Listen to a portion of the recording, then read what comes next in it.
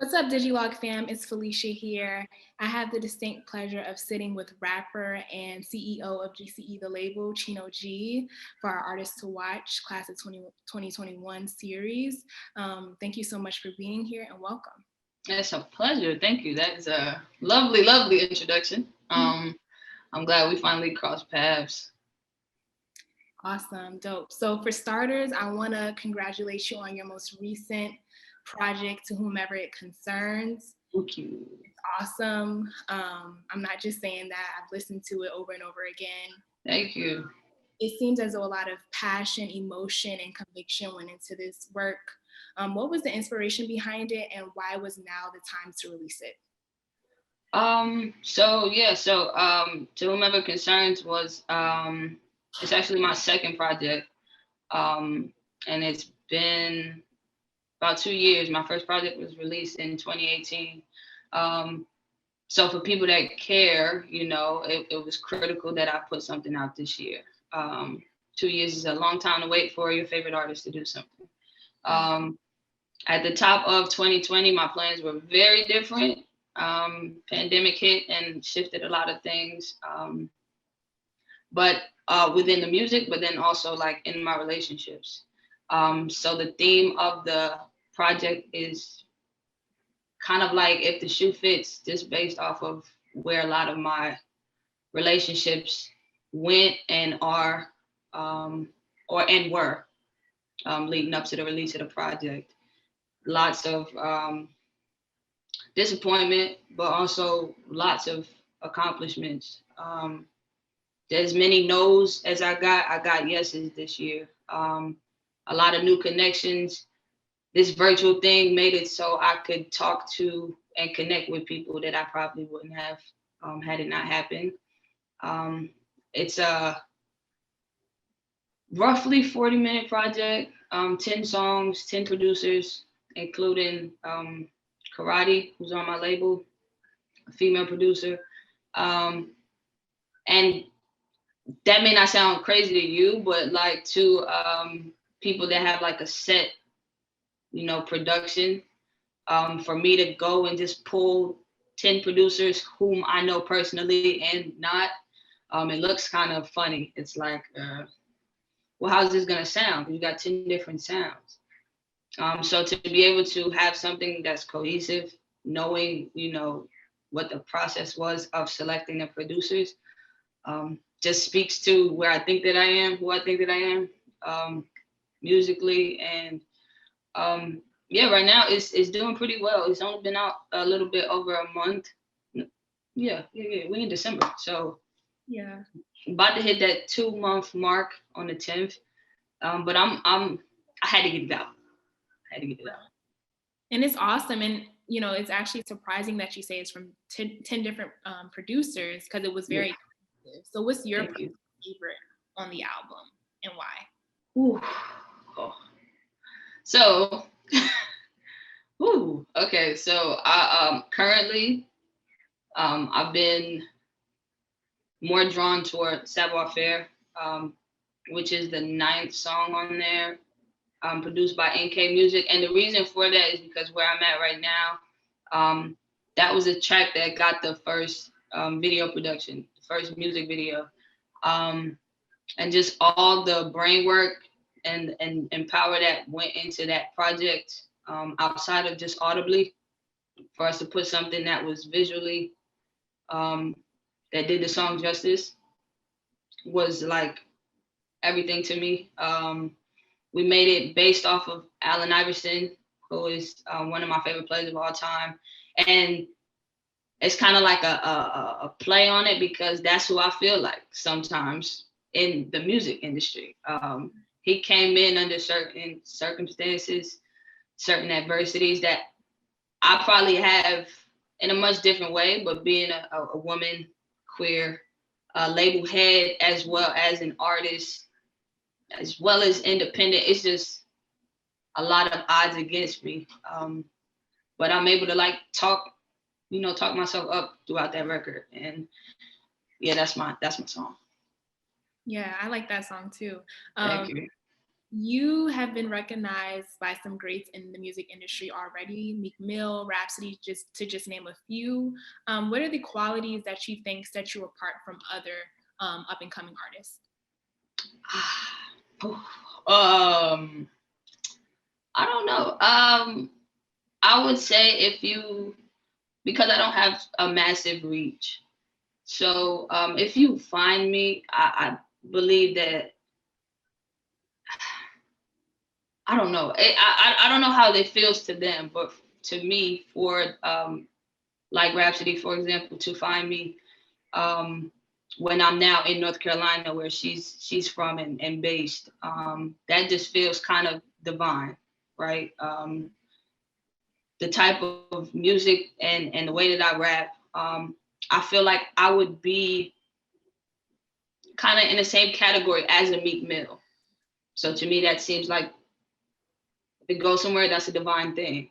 Um, I like to think that my biggest separation is that I'm 100% true to myself, and I'm not here to call anybody out or say anybody's inauthentic, but I just know that that's 1,000% what I pride myself on, from how I am on and off the music scene. That's just me. So I think that's the biggest thing, probably. Cool. So earlier you mentioned having a woman producer on your album. In 2019, you founded GCE, the label, which is a Black-owned, woman-led independent record label. Yes. How did you come to start GCE? Well, I actually got asked this yesterday. So the biggest thing was knowing how different I am from like the standard recording artist. Last year, I realized only having a project out and maybe one single. So my catalog wasn't very lengthy. But I learned that there was something a little outlandish about me. So I needed to build something where I would be not only accepted and that belonged to, but that I could provide a space for other kind of artists like me, and creatives like me to feel wanted and celebrated and appreciated and supported.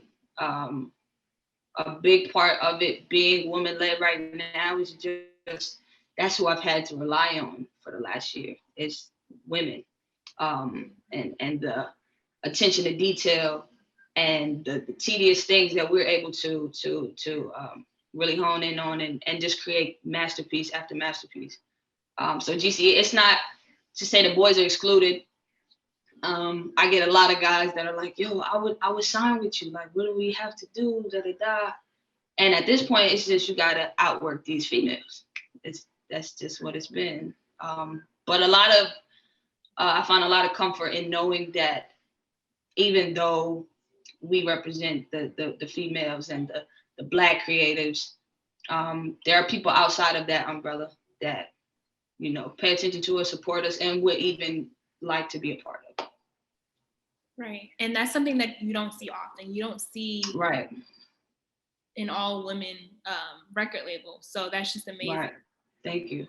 How has it been trying to manage your own independent label and the building blocks of your music career?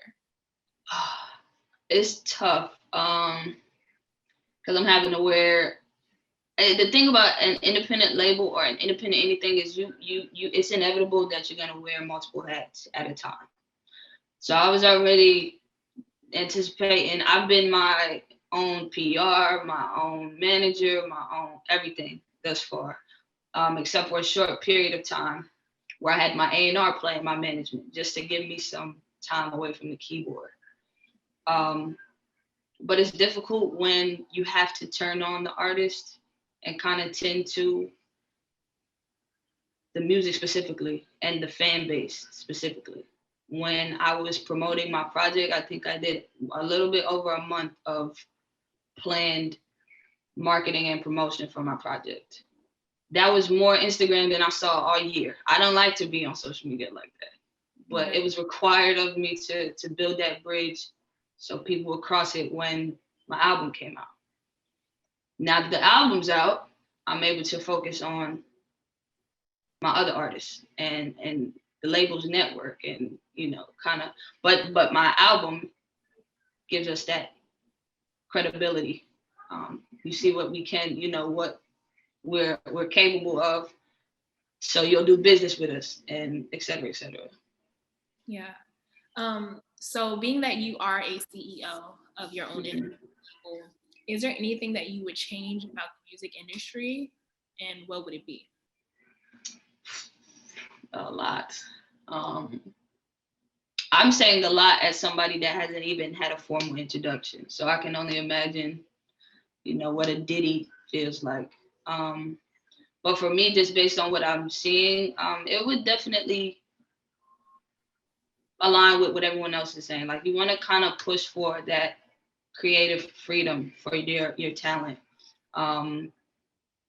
That independence is something that even I'm emphasizing now at the level that I'm at. Like, what we offer for the label, this is just your platform. So we don't create your music for you. We don't create the ideas for you. Like, all of that, I believe, should be organic. But I don't think it is, because that independence is not emphasized as much. So I would change that. I would also give a much, much, much larger accolade for the women execs across the board, whether it's behind or on the scenes, whether you're the artist or the exec. Like, I just don't feel like, and there's a few exceptions where you have those women that to mention. Right. But in most conversations, it's a male dominated space. And I would just like to be able to infiltrate that 1,000% and plant my little people and then have it be even. Right. Yeah. So, yeah. So you talk about making sure that you had your project done before you could help your other artists and Right.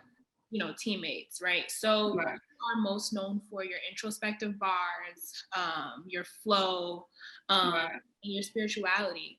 Why is that something that you have to have in your music? My faith is a huge part of just everything.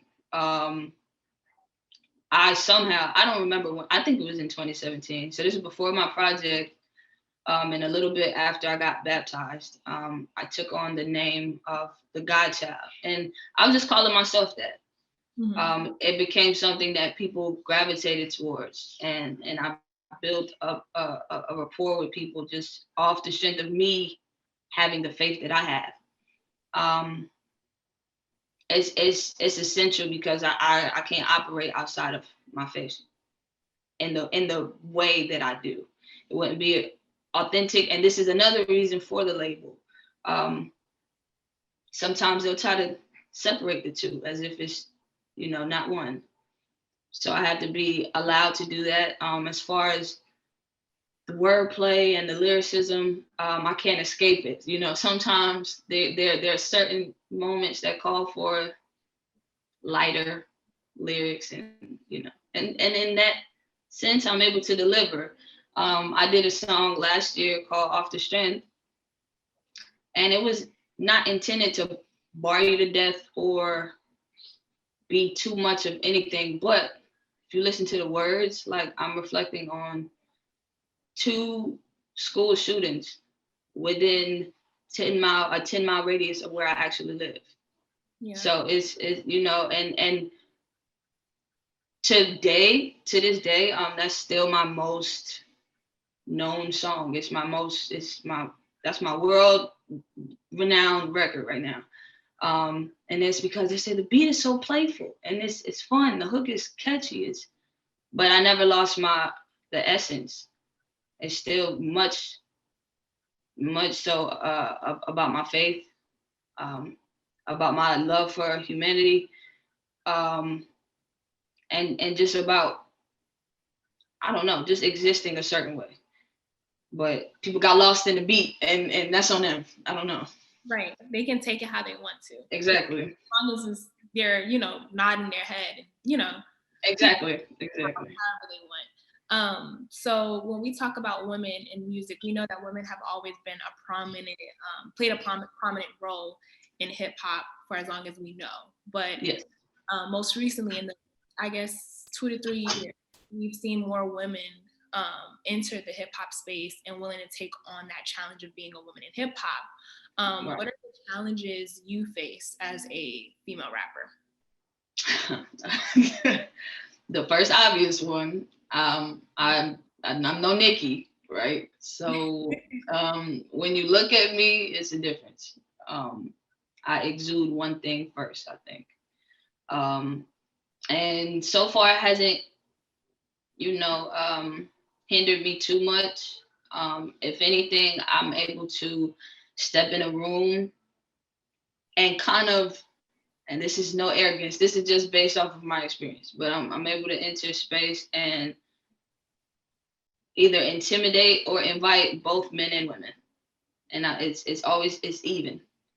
I kind of take that as an advantage, but some people may look at it as, well, when you get to that level, these things are going to be required of you just off of how you look. I don't think I'll fold. I'm not seeing myself in a skirt anytime soon, but I think back in the day they had it to a much worse degree, and it took the Queen Latifahs and the MC Lights and the Lady Lux to kind of stand firm. People like the Brat to just be like, nah, I'm me. I'm a lyricist. I can come in here and do it with the best of them.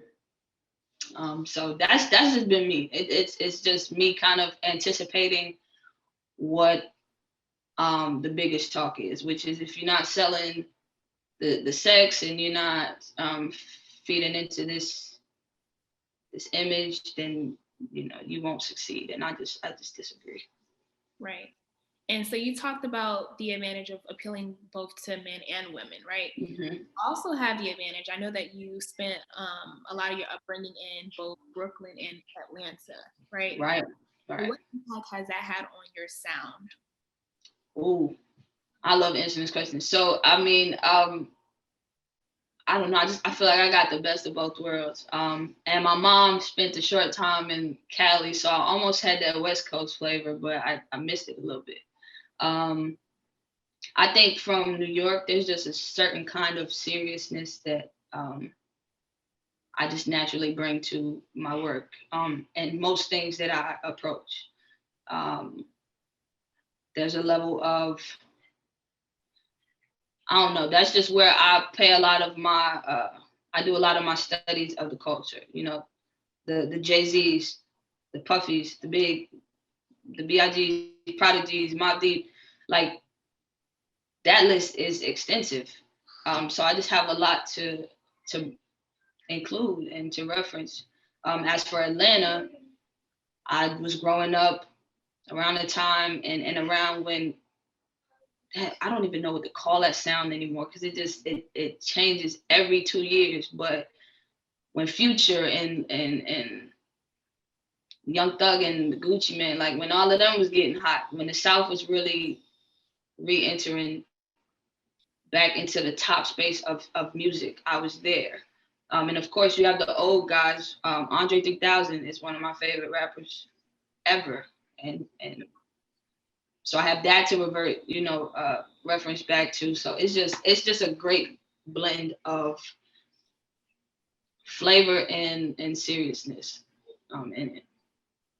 Yeah, that's awesome. So you also seem to really embrace not just Charlotte, but North Carolina as a whole. How has relocating and settling in North Carolina helped you evolve as an artist? I was able to just put myself in, again, spaces that I probably wouldn't have under different circumstances. When I got out here, that's when I decided to get baptized. That's when I decided to re-enroll into college. That's when I, being a student at UNCC, shout out to them. It's just, and I don't know, it's a PWI, and I said this last time we spoke, but there is a space that exists on that campus where I feel like Black creatives and Black students like thrive. Mm-hmm. And at the time that I was there, it was on the creative side. I joined a poetry group that would host events on campus, and then we got to a point where I would do little shows around Charlotte as a poet. And I was like, I wouldn't have done this prior, but it definitely, I don't know, I just feel like it gave me some kind of understanding, new understanding of myself, and a lot of courage to just completely not even forget who I was, but just I wanted to start over. Me, that baptism was like a whole new leaf, and I just owe that to the place where I was at the time, which was North Carolina. Right. So that's that. And you mentioned when you went to UNCC, you joined the poetry club, which reignited your passion for music. Right. What other creative outlets do you have outside of music? I mean, I used to do these graffiti sketches, and I had like a little business on my university campus in Georgia where I would do designs on shoes for a little bit of money or something like that. But I don't know, nothing else gets me. Like I'm not attached to anything other than music. Even like in a space where I'm reaching out to the community or giving back, there's always some aspect of music present everywhere. So that's my biggest hobby. Right. What do you think people would be most surprised to learn about you?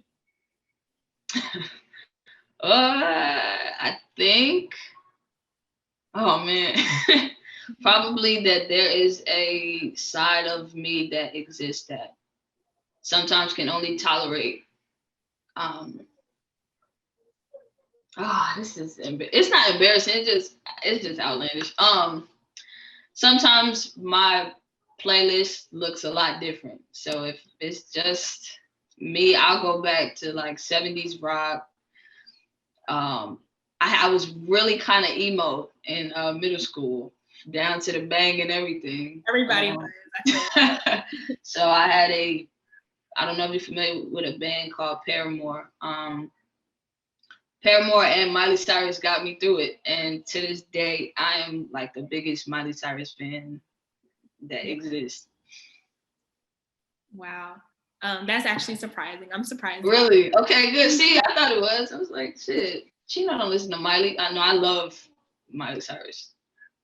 So I got asked this question last week, and I'm going to ask it to you because it made me think 2020 as a whole. And as we enter a new year, like what do I think I'll manifest next year? And so I'm going to ask you. So what was happening around you at this time last year? How does it feel to look back at all of the progress you made in just a year? And where do you see yourself this time next year? How does it feel to look back on the progress made in 2020? And okay, let me answer that one first. It feels great knowing that not only did I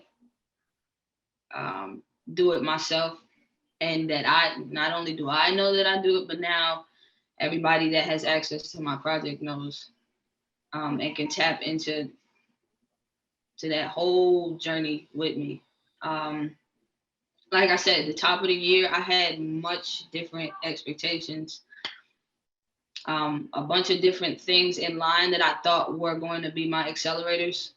But then it turned out that other things, much smaller things, accelerated me on a new journey, one that I'm much more pleased with. So I feel proud. I got something out of it. I got a beautiful body of work out of it. What was the second question? How do I? So where do you see yourself this time next year? December 2021. I'm going to throw it out. I see myself in this white G-Wagon that's been stalking me for the last 3 months. I would like to have expanded my label, whether that is physically with new bodies or just with like a crazy catalog that's like undeniable and reaches the masses. Probably still trying to cope with the CEO artist thing, but I just think I would like to be much more accepting of it and hopefully better managing by December of next year. So. And my last question for you, it closely resembles the question I just asked, but what is your ultimate goal? If you could narrow it down, what's your ultimate goal for 2021?